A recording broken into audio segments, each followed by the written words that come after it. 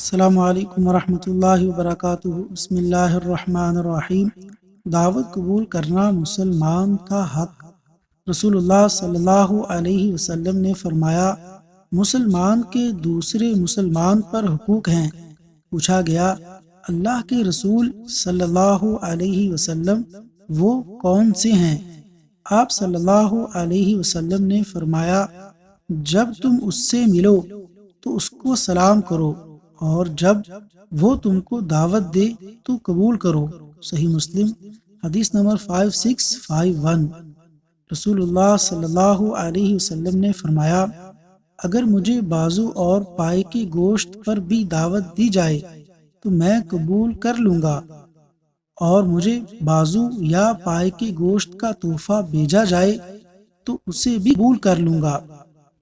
اللہ تبارک و تعالیٰ سے دعا ہے کہ اللہ تعالیٰ ہمیں عمل کرنے کی توفیق عطا فرمائے، آمین۔